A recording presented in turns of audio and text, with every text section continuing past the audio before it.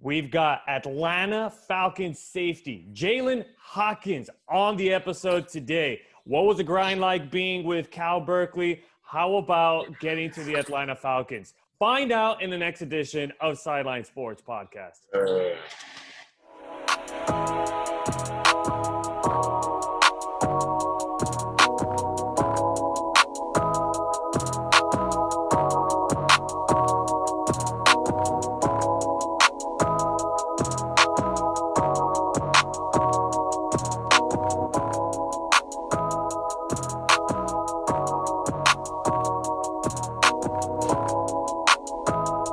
Welcome to Sideline Sports Podcast. If you're not on the sideline, it's not Sideline Sports Podcast. And it's a great day for an episode of Sideline Sports Podcast. I'm the host, Alex Naveja, and if you're not on the sideline, it's not Sideline Sports Podcast, a source of all of your SoCal sports news. And with me today on my left side is my colleague partner. His name is Mark Vargas, new addition to Sideline Sports Podcast. And on the bottom side of the screen, that is himself, the Atlanta Falcons safety, Jaylinn Hawkins himself. First of all, Mark, how are you doing this afternoon? Hey, man, I'm doing great. Hey, happy Cinco de Mayo to everybody out there. Have a good, responsible night. Hey, I'm pumped up for this, man. Like, me and Jay-Hawk go back, so, hey, I've been waiting all week for this, and I know you have been, Alex. How you feeling, Jay-Hawk, man? Man, I'm feeling happy to be on here with my dogs, man. I'm with my boy Mark, man. This day one stuff, man. Me and Mark go way back, Winter Park High School, man. We was, getting it in, smashing teams, doing our thing. And, it's a pleasure meeting you, Alex, because I had the opportunity to play with your cousin Hector back then as well. And it was just a pleasure. So I'm just all for the support. This is good for our community, for the Jews, for people in Winter Park. So I'm all for this, man. Absolutely. It's an absolute pleasure to have Mark be a part of the Sideline Sports Podcast team. But yourself, Jaylinn, it's nice to meet you. I saw you play your senior year along with Mark, with my cousin Hector Aguayo. Shout out to my cousin out there. I know he's going to be watching this one. And shout out to everybody supporting this episode and supporting Sideline Sports Podcast. But before we get into this episode of Sideline Sports Podcast was brought to you by Manscaped. Make sure to go on manscaped.com. Use our promo code SIDELINE20 to save yourselves 20% off plus free shipping on any Manscaped equipment that you guys need. We've got the Weed Whacker right there. Such presentation, such great golden letters. This is legit quality right here, guys. Already used it. Great stuff. You guys will not regret a thing. Maybe you need a little bit more grooming. You can get the family package. You get the traveling case, the lawnmower 3.0 right then and there. You get the LED light, and you also get the deodorants right here. You get both of them right there with the family package. So all you got to do is just go to manscaped.com, use our promo code SIDELINE20 to get yourself 20% off plus free shipping. Don't forget to take advantage of that, guys, because after all, first impressions matter most. I know Jaylinn can back me up with that, coming out with that fresh cut today and looking fresh for the podcast, right? I'm trying, man. I'm trying to look like y'all, man. You know what, Jaylinn? I want to open up the episode by asking, how in the world did you practice with Mark Vargas? How did you play with this guy along my side? I mean, what was that like playing football with this guy? Playing with Mark was cool, man. Actually, I played against Mark my freshman year. He went to Mater Dei, I went to Orange Lutheran. And then we both transferred to Winter Park. And, we had a couple more chances from the Trinity League. Me and him being, two of the transfers from the Trinity League. It was cool, man. Mark was a leader. Mark was trying to hold down the trenches. Mark had the line and everybody right. He was the center. So he used to call himself Center Lock. So he had it on lock, and we just had a good chemistry on our team, man, and we bonded well. We did a lot of outside activities. We'd hang out outside of football. We'd go to parties together. We'll do charity events together, do all type of stuff together. So it was cool. It was fun playing with Mark, man. That's my dog. Oh, man, that's love, baby. That's love, man. Hey, same Jayhawk, man. Hey, like, they're like, we'll get into it, like some of the stories later on in the podcast, but you know, straight up, Jayhawk's been real since day one. And it's, you know, growing up, you think about, you know, oh, the NFL, this and that, and I can say, you know what? I know somebody in the NFL who's a real one. I know a few people in the NFL that are real ones. So, you know, it's really our whole thing was our family versus their team, and it's something that everybody that if you don't know what it is, you don't know. But if you know what it is, like it's something that you don't matter what grade, whatever, it's something that we're gonna carry on for the rest of our lives, for real. So, Jaylinn, I wanted to ask you, I'm going to jump straight to high school. I want to ask, when did you know that you were going to go Division I? What was the recruiting process like when your senior year came, or was it even sooner than that? What schools were you considering? I guess we could first start off what the recruiting process was like. Man, the recruiting process was kind of hectic. I mean, I always had ambitions on going to D1 in the next level in high school. That was like always my goal. I came to Buena Park, and after my sophomore season, I received my first offer from San Jose State. And it was a cool experience. You know, it was dope, but it was just one of those things that was just like, damn, you know, I got the ball rolling early. It was pretty fast. And then, you know, Utah came, and then had a few other schools come. And then, you know, by my junior year, I had about like 15 offers. And then by my senior year, after my junior year, I racked up another about 6 or 7. And then by my senior year, I had about like 20 offers. Wow. So going into the process, man, was just like one of the hardest decisions I had to make in my life, because that determines, going into the league. That's the next step, and schooling, and it's part of growing up. It's a lot that goes into it. First time really leaving home for a kid. So it was just a hard process, man. I prayed about it. Thank God for it, because he gave me that direction. And, I just went with my gut. On the day of signing day, I just called Cal. I was like, okay, I'm going to Cal. Even though I had other schools that I really loved too, but I just looked at everything, and me and my dad and my family mapped out everything. Like, okay, if you go here, here's the pros and the cons, and weighed out the options. And, that was like, okay, what? I want to go to Cal. And then signed and sealed. It's crazy. So, like, Jayhawk, when we were playing ball, everybody knew, like, you were the number one player that was scouted. Like, when it came to opposing teams, right? They knew, Jayhawk, you're going to get a lot of them, right? When did you know, like, when did you put in your head? I know, like I said earlier, everybody has a dream of going on D1, NFL, right? When did you know, like, this was going to be a possibility? Like, I'm not just going to go D1, but I got a chance to, make it to the league. When was that first, like, playing in your head? I mean, okay, when I was a kid, I was always, like, good. You know what I'm saying? Like, not like that, not being cocky, but I was always one of the best on my team, and I was a good player. Like, I was always just a good player. Like, I don't know, I just had, like, a knack for the game, and I always just liked playing and watching football, and I enjoyed it.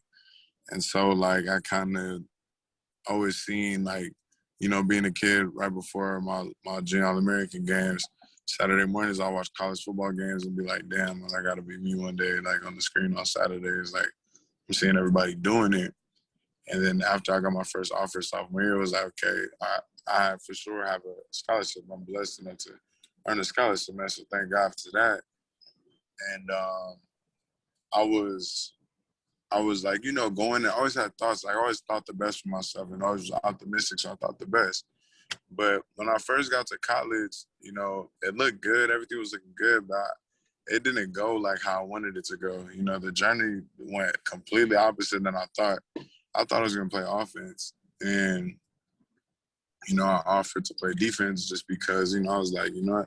I want to play early. I want to show that I'm an athlete. I could do offense and defense in college. I just wanted to be the best.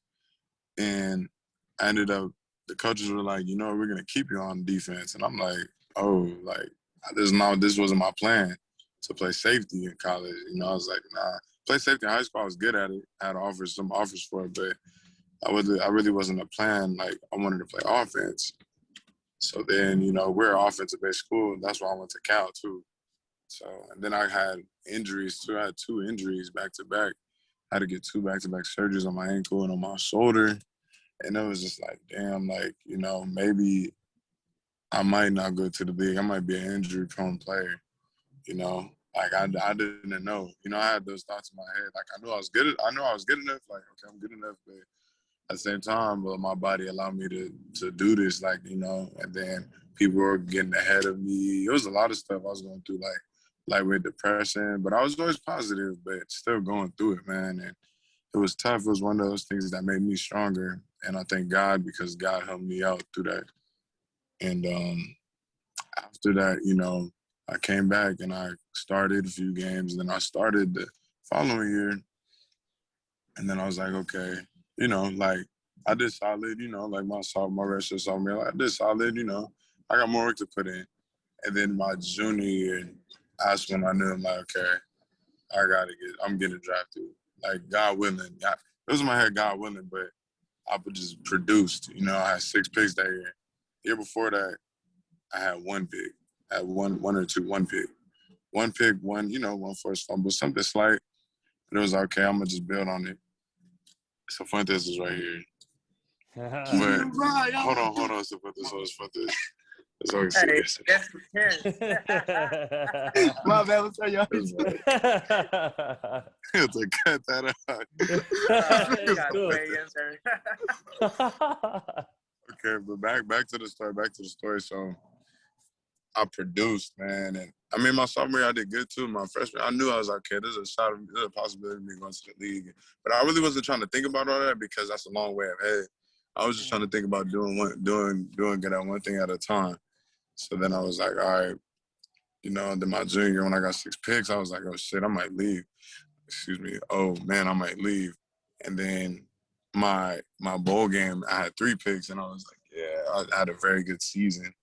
Then, you know, I was like, damn, I might leave with my junior year. And then I was like, nah, I'm going to stay 1 more year because I want to build off of this. And then ended up finishing my senior campaign strong. Going into the draft, I was like, okay, let's go. So really, I really would say I always had ambitions of it, but really knew when I was in college at the end of my sophomore and at the end of my junior year. So I wanted to take a step back. Sorry, Mark, I cut you off, but I just wanted to take a quick step back. You were talking about that you were going through a rough time, especially with injury. It's always a scary thought when you're in college and such. And what was it that got you over that hump? How did you manage to overcome that? Man, it was God, because it was just me and God. I'm not going to cap. Like, it was just me and God in the room. I was fussing, throwing stuff at the wall, you know, like falling on my little scooter, like going down a hill, not having a ride to go get food in college, hopping everywhere, carrying the stuff, going to parties with a boot on, going, you know what I'm saying, being on the sideline with my cast on, laying in bed with the ice machine right here. I couldn't really, I mean, I talked to people. My family helped me out a lot, but also my family, my mom and them worked. So my mom and them couldn't really, my mom and my dad worked a lot, so they couldn't really, like, come up there too much. They came up there every once in a while and helped me out, but really was doing all this stuff on my own, and I was just, you know, getting through it. But, like, I would say, like, God, my college pastor, my pastor out here, my family, talking to my dad a lot, talking to my mom, my family, Aaron, my cousin Aaron, my Uncle Josh, too, and my Uncle Dan's, but them too really always kept, always, and still to this day, everybody in my family, but they always kept me in good spirits no matter what, you know. My brother, Jeremiah, you know, it takes a village, you know, because they talked to me through them tough times, but I just always was just optimistic, even though it was hard. Yeah, man. Like, I've, you know, I've always known you to be a family man. You know, everything, the way you guys move, you guys take one step together. You know, it's you know, we'll get into Hawk Roll in a little bit, but you know, you mentioning your mom, mentioning your dad, you know, former family members, teammates, everything. Who's played like some of the biggest roles in your life? who do you look to? I mean, you said everything with the Lord and all that, but like, when you look at it, who plays the biggest roles in your life? My parents. My parents and my parents in the Hawk Road and my circle, like my boys. Like even Sifi, everybody, everybody I kind of grew up with, I still hang out with everybody I grew up with. So I say like my parents, my mom and my dad for sure. Like, man, first God, of course, but my mom and my dad, for sure. They just helped me out a crap ton. And then my family, like I said, Aaron, Josh, JoJo, Jeremiah, always kept me in the best spirits, always. And I could always lean on them. And then my circle, like my boy Nick, Devon, George, you know what I'm saying, Sifi, like just homies, day one, homies that I grew up with, always kept me in good spirits, you know what I'm saying? Yeah, how important is that, we're all men, how important is that to have that circle? We have, we're not the same exact circle, but we have an overlapping circle together. And I know I depend on that a lot. I know, Alex, you have your family, your friends that you can go to. How important is that to let not just us know, but let the viewers, young men out there, young, guys growing up, how important it is to have? Yeah, man, it's important to have a tight, just real, well-knitted circle, man. Like, if you got real ones in your circle, man, keep them in your circle. It's real to have that, and it's rare because a lot of people be fake. And if you have that, man, it's a blessing to have that because when the chips is down, sometimes you do need somebody to vent to, mental health and stuff like that is very important. And that can help your mental, you know what I'm saying? Also got homies who keep it real with you, don't give you a biased answer just because they're your best friends. They telling you like, okay, well, tell you the real about yourself, look in the mirror if you're messing up, so that's really important. And it's rare to have that nowadays because everybody kind of wants to ride off somebody's coattail, you feel what I'm saying? So if you have that, man, keep it. It's priceless to have real ones. Mm-hmm. Well, I kind of want to finish up this first half, Jaylinn, before we start talking about what everybody wants to know about what the draft was like last year and as far as getting picked up. I wanted to ask you, what was that transition like from, first of all, going from high school football to now you're going to NCAA Division I and you're in the Pac-12 where there's chock full of talent in that conference. What was that like as far as playing wise, living wise, because you're going from SoCal all the way to NorCal and Berkeley. So what were those two changes like for you? For one, living different. Going from SoCal to Berkeley is two different. Going from SoCal to Berkeley was two different states. Way more crammed, different lifestyle, different ways of living. But it was something that made me grow as a person, opened up my perspective, something I needed, because being at home is cool, don't get it twisted, but you don't grow unless you're in uncomfortable situations.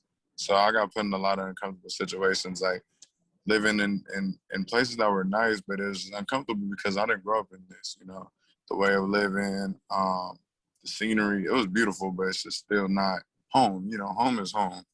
So that's one thing that's different. I love it, though. I fell in love with it, and I loved it on my trip. So, but it's just still home is home. I would say football-wise, man, going into all this, coming from high school to league, to NCAA to the league, I would say it's kind of like a pyramid that goes together. Like I can't do it with my other hand because I'm holding my phone. But it starts off high school. It's about smart football player, you make a lot of plays, and then college. It kind of like the game becomes more detailed. You get what I'm saying? So when you get to college, you got to play more of you got a bigger playbook, and you go to league, got even more of a bigger playbook. Of course, the basis of the game are the same, the touchdowns, the making plays, but the details are more. The details are what make a difference in you making a play at the next level and not. Some people are just blessed and gifted to be freak athletes. I'm a pretty good athlete, but I'm not a freak. You know what I'm saying? I'm not a freak. But playing smart football and details allow me to make plays. I have a skill set, So it just becomes more detailed and, the talent for sure gets better and better as you get older. don't get it twisted, but it's, it's the details that, make the difference. Yeah, and while we're on the topic of Cal football, hey, shout out to the Takers, man. It was awesome, following your journey into the draft and back to the rest of your boys and their journey. And hey, man, that's talking about a talented secondary for real, man. Yeah, man. Them was my dogs right there, man.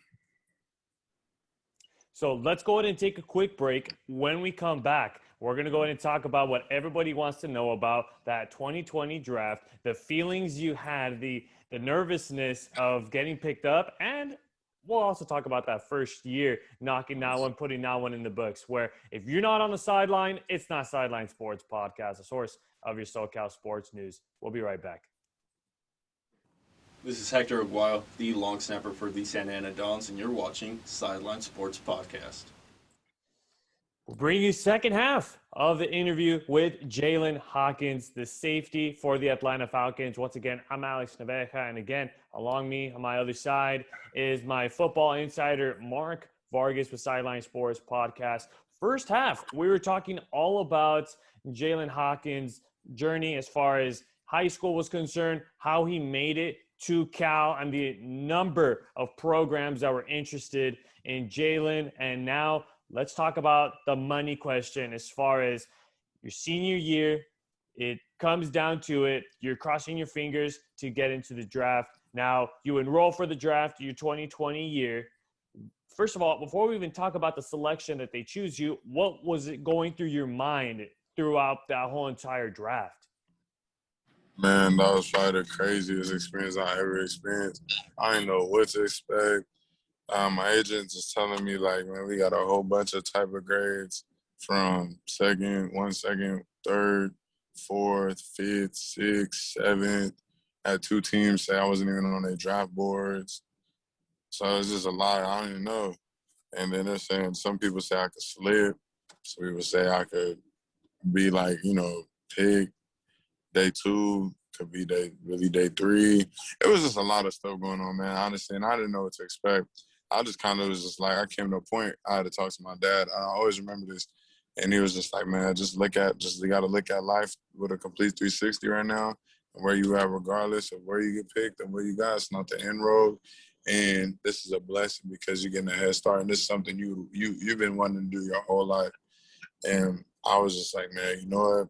Right, man, I'm going to just leave it to God, man. So I prayed, man, and just left it like whatever happens, happens.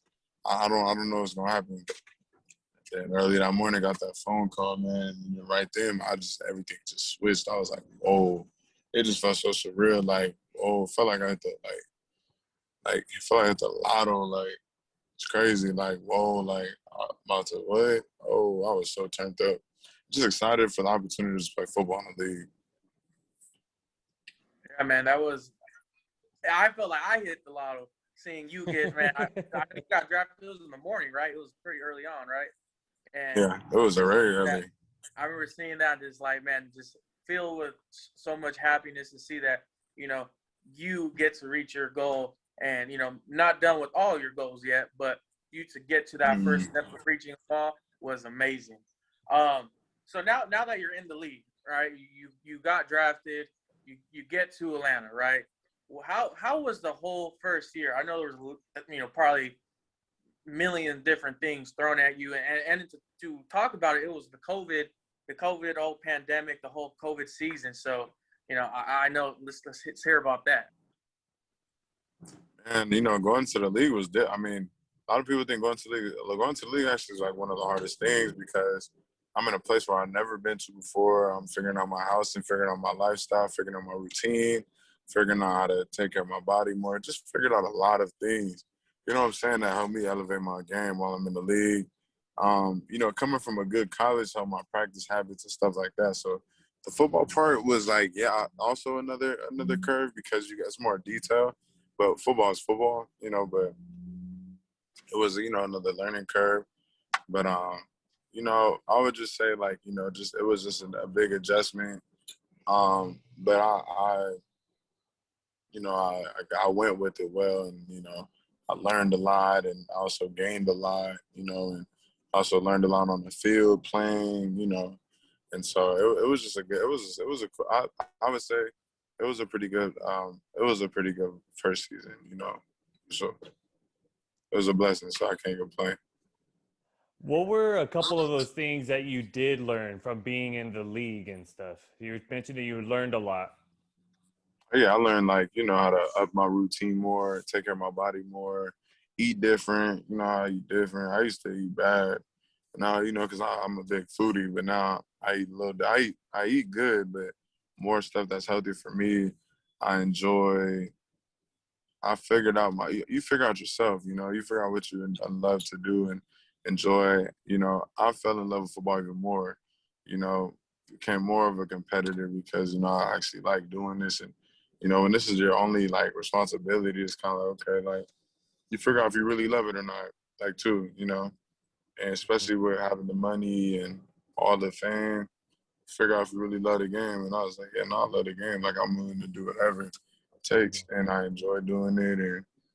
And man, I enjoy just being out there, man, and just everything. Every day going to practice was like, dang, this is like a movie, because dang, as a kid, you dream of just going to the facility. It just felt official. Okay, let's get it, man. And it was cool. And then the games was another, oh my gosh, with no fans, regardless with no fans, my first game, I still was lit. What? And then, playing in stadiums with fans, it was awesome. So year one's done, right? What's year two? What's the mindset going into year two that you have? Mindset going into year two is just and going into every year of football, I should just say, every year I want to improve. So that's been my mindset ever since I played. Every year I want to do better. So that's just my mindset. You let God handle all the expectations. Of course, I have a personal list of goals for myself, but I let my bad, I'm back. But I let I'm gonna let God handle that. But what I'm gonna do is I one of my biggest testimonies that two things I learned this offseason too that I always take with me is I post every day after I work out. It's called Win Today.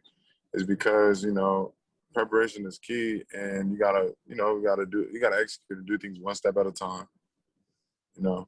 Things just don't happen overnight. So I'm gonna just keep collecting these wins, and I'm gonna keep working hard and trying to improve on what I'm trying to do right now, and the rest will take care of itself. And then,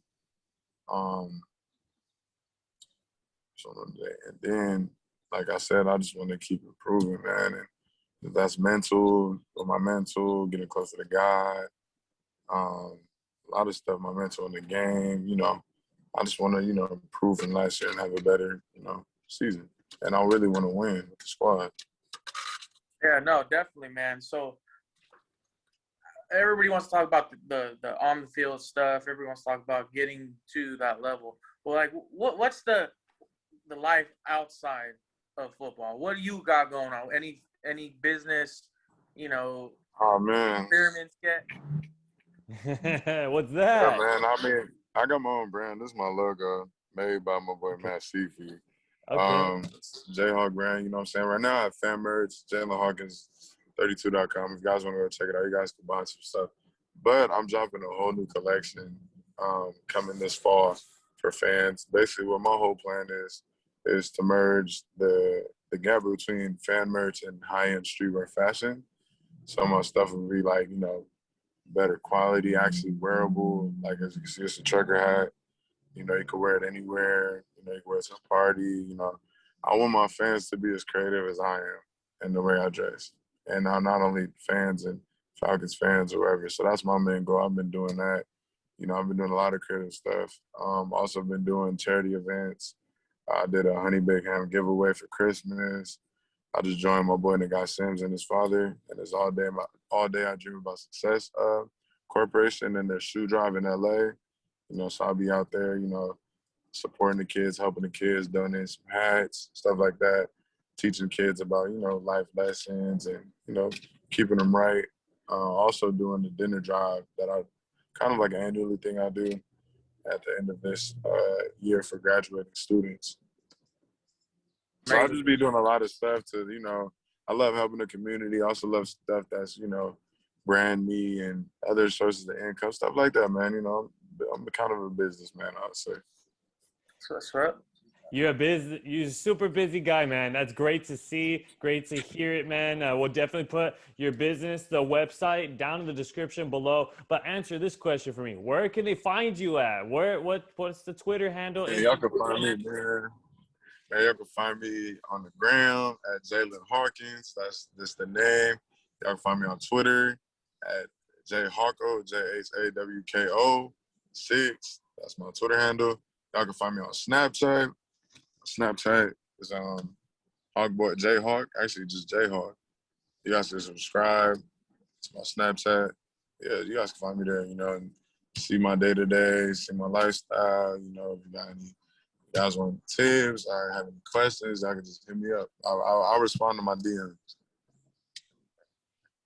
Yeah, since we are let's wrap this interview up with something that we advertise and something that I know you are a fan of since you just described it. We want to engage our listeners, engage our fans, our subscribers, and we want to allow them to ask some questions, right?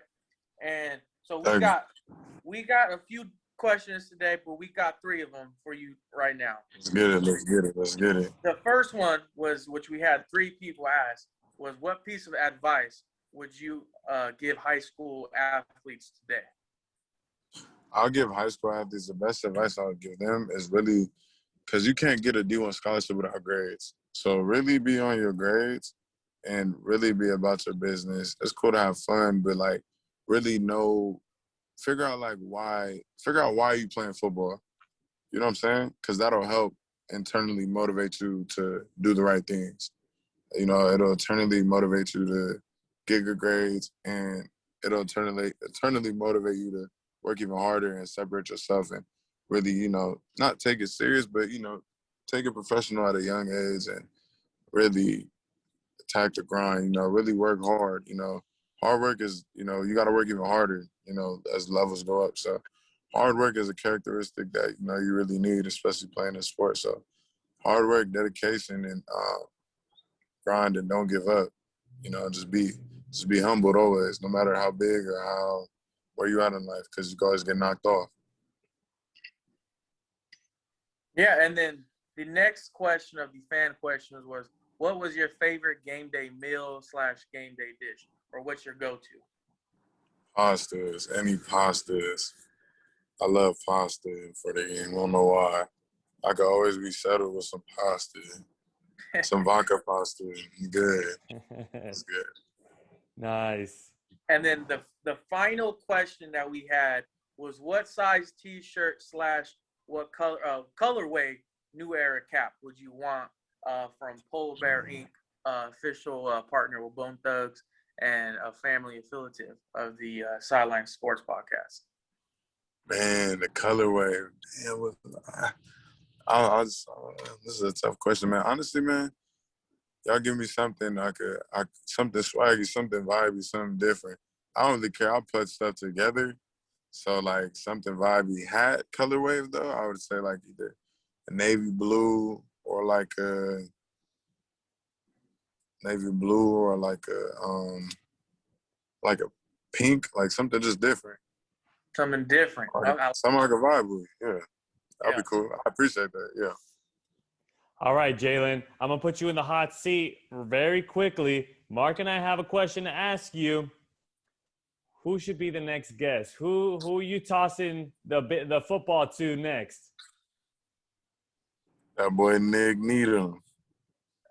Okay. Hey, so you said Nick, though. You said it. So you got to help us get Nick. I'll get Nick. I'll get him to do it.